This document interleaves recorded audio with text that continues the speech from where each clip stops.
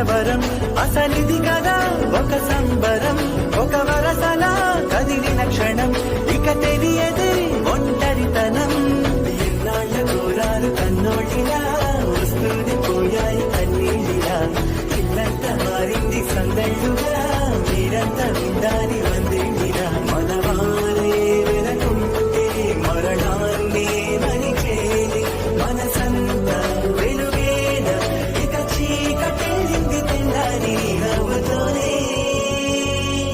10 మంది